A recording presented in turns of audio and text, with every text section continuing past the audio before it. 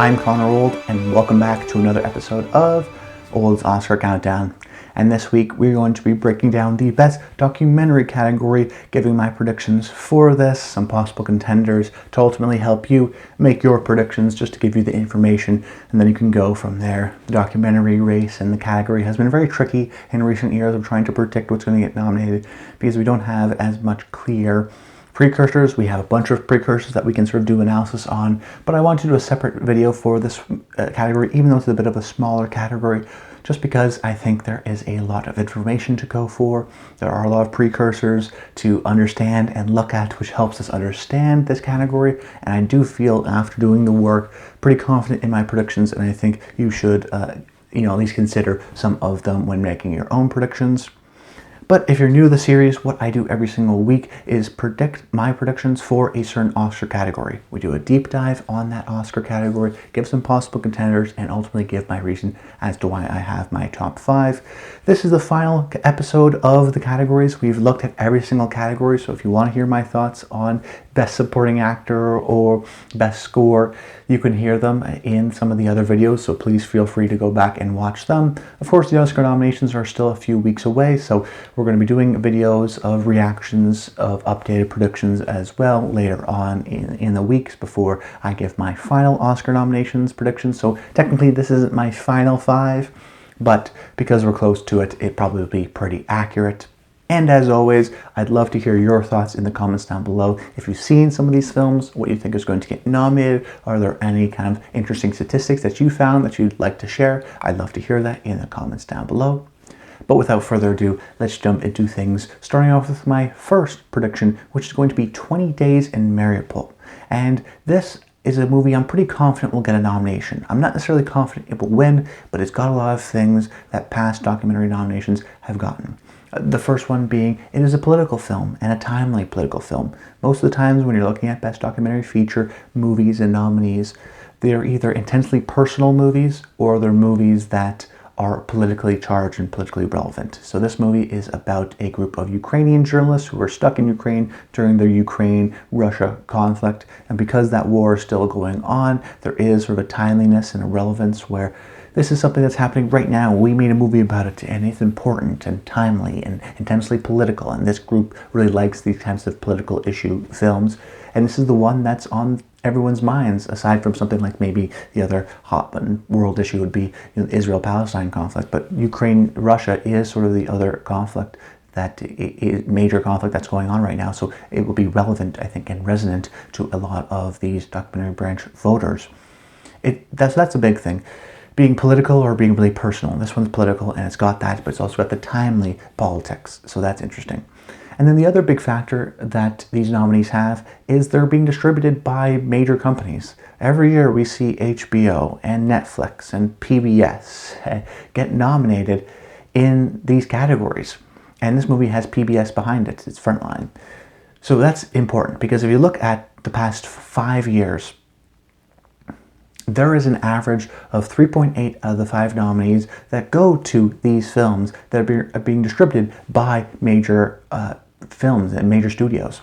So 4 years in a row, 4 out of the 5 nominees go to a film that's being distributed by a big company like an HBO, like a CNN, like a Netflix. So I don't think that's a coincidence, because at the end of the day, you have to get these films seen. Visibility is a big issue sometimes for documentaries.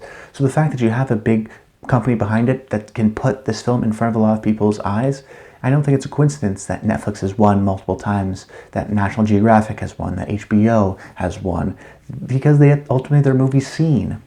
So it's got a lot of things going for it. Political, timely, critically well-liked, won the Audience Award for World Documentary at Sundance, so it's populist enough to appreciate to a large, festival body, so I like that element. It's also got a major distributor behind it in PBS that will make sure the movie's seen. It got shortlisted for Best International Feature, so we know it has support outside of the documentary branch too. It's just got a lot of things going for it, and I'm pretty confident it will get a nomination.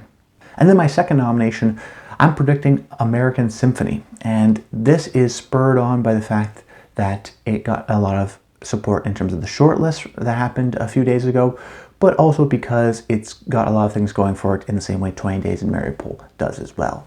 Unlike 20 Days in Mariupol, which is very political, this is very personal, whereas John Baptiste, Oscar winner for Soul, and well-known personality, he did the band for Stephen Colbert Show.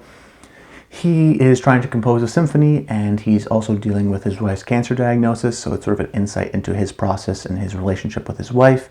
Very personal, very touching, so I think that will resonate with lots of different types of people. Netflix, like I mentioned, so it's going to be seen by a lot of people, and Netflix almost always has a documentary nominated in this category every year. It has a lot of precursor awards so far in terms of getting nominated for PGA and Critics' Choice Awards, so it has visibility as well in terms of it being already celebrated at these critics groups. I mentioned the shortlist. It's a prize in terms of getting a shortlist for Best Song, but also for Best Score. I think that was fascinating, that it has broad support with other members of the Academy, so I think it should have a lot of support within the documentary branch of the Academy as well. And then in terms of a win, this could definitely be a winner, because we've seen movies like Icarus or Free Solo win in part, or even Giovanni last year, win in part because they had faces. It's not just a team of journalists in a undesignated war zone. It's like, this is John Baptiste, or this is Alex Honnold from Free Solo. You can sort of put a face to the film, and they can campaign, and they can be out there. And I think the campaigning that Netflix is doing so far has been working, because it's been doing well on the shortlist. It's been doing well in the critics groups as well, and some of the other awards groups. So I think it's working, and I think American Symphony should get a nomination. It could be, who knows, a big snub, a big surprise, and then it won't. But if it gets a nomination, I think it can also get the win. Then in my third slot, I have a bit of a long shot pick for some people, but for me, when I looked at the stats, when I looked at the precursors, Going to Mars, the Nikki Giovanni project, is a real strong contender. It's here because of its precursors. Early on I thought that this would be maybe the documentary frontrunner that ultimately fizzles out, because we kind of see that every year. A movie like Won't You Be My Neighbor or Apollo 11, because it started out also very good early on, winning the Best U.S. Documentary Jury Prize at Sundance. I thought that was interesting. Lots of other past nominees have won that award, so it has support from Sundance, which is very competitive in terms of documentaries. So I was wondering, maybe it'll be winning everything and then it won't get nominated at the Oscars. But it didn't get in the Critics' Choice Documentary Awards, which I actually think is a good thing, because it doesn't seem like a frontrunner, so it won't have maybe that bias that a movie like Won't You Be My Neighbor or Apollo 11 did. And then you look at the precursors that it has gotten nominated. So it had that Sundance Award, which is big. It also got nominated at the International Documentary Association for Best Documentary and the Indie Spirit Awards. And if you know those two documentary groups, they're both very indicative of predicting what's going to get nominated at the Oscars. And this is the only movie really in contention this year that got nominated at both of those award shows. Sometimes the people will get Indie Spirit or IDA. It got IDA and Indie Spirit. I think that was really big. It's also got HBO behind it, so we know it's going to be seen, and they're always a contender every year. So I think a lot of people are sleeping on Going to Mars, and I do think that it will get in. Just if you look at the numbers, the statistics, what's being nominated in the past, this is the kind of movie that sometimes surprises, but the people who are looking and paying attention aren't surprised by. Then in my fourth slot, I have Four Daughters, which, like 20 Days in Mariupol, also got shortlisted for the Best International Feature category. And we've seen this trend recently in the past few years, where I think Honeyland was the first movie to do it, to get shortlisted for documentary and international feature, and then gets nominated for documentary and international feature. And then we see a movie like Flea do the same thing, get nominated for international feature, documentary, and then also animated feature. So we know that if a movie's really well liked, groups like documentary branch or the international branch aren't afraid to, nominate it in both categories, which is good to know. But really what it tells us, the fact that Four Daughters got shortlisted in international feature, is that it's well liked. If one branch of the Academy really likes it and likes it enough to nominate it over, feature films, then it's a pretty well liked movie. But then you look at the documentary branch, it also got shortlisted there. So just the fact that it got nominated both indicates to me what we need to take away from that is that this is a well-liked movie, that this should resonate with the documentary branch. Even though they predict 15 shortlisted movies, the fact that another branch also chose it indicates a more general, broad support for the film. And then you look at some of the precursors. It's got the Festival Prestige, played at Cannes, played at TIFF, played at Doc NYC. Then you look at some of the nominees it got. It got Cinema Eye. It got the Indie Spirit Awards. Indie Spirit Awards, like I mentioned, was a big precursor. It got in for there too. So every year we usually see an international movie get nominated in this documentary category. Like I mentioned, 4 out of the 5 in the last 4 years went to these American documentaries that have the big studio distribution. But then that 5th one every year was always some international film. And this year we have an international film. I wanted to include this movie in that slot as the movie that doesn't have maybe the big distribution, but did the legwork, played at the festivals, got some of these precursors, and it's enough to push it over the edge for a nomination. And that international feature shortlist really surprised me and gave me that indication that, you know what, this movie is well liked. Connor, don't forget to put it in your nominations, and I haven't. Then in my 5th slot, I have The Eternal Memory, which is a Chilean documentary about a couple in which one of the man experiences Alzheimer's and sort of the struggle with that. And we've seen Alzheimer's movies do well within the Academy, whether it be The Father or more. So why not an Alzheimer's documentary? I think that sort of theme and topic will resonate, and the emotional understanding and connection of the film is clear.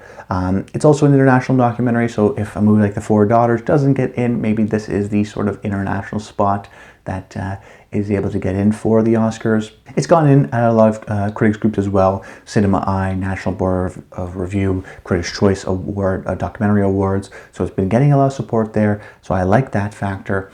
I like the fact that it's an international movie, yes, but it's not being campaigned by some unknown studio released in theaters. It's being campaigned by MTV documentaries, who've gotten documentary Ascension a couple of years ago nominated. So they've done this process before. They know how to get their movies nominated. So it's not like there's some rinky-dink place. MTV has the resources, the support.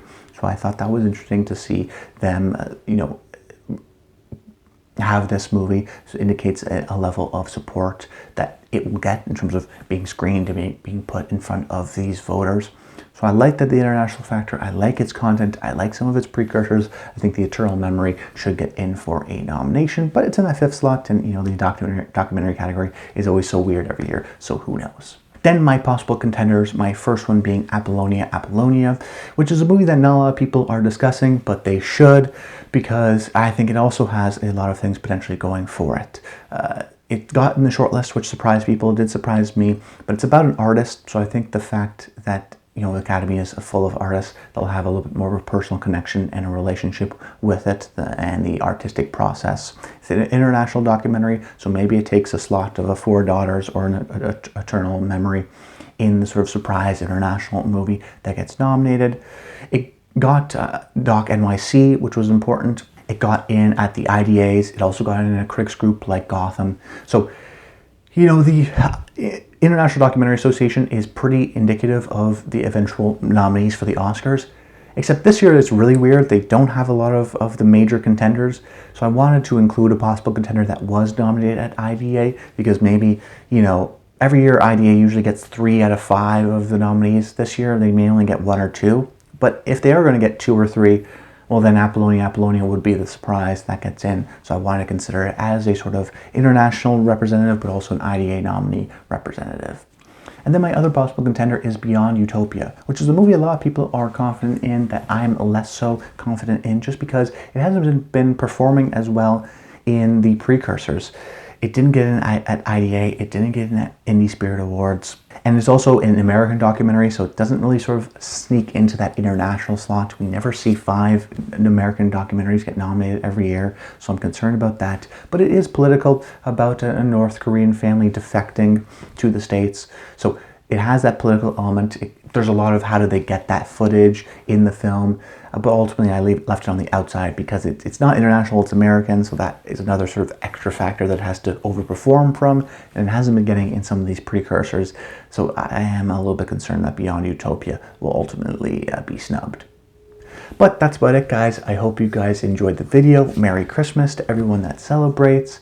As always, please comment below. Let me know your thoughts on the best documentary category. And stay tuned to next week, where I'm going to be giving my predictions, my updated predictions for the best picture category. So that will be a lot of fun too.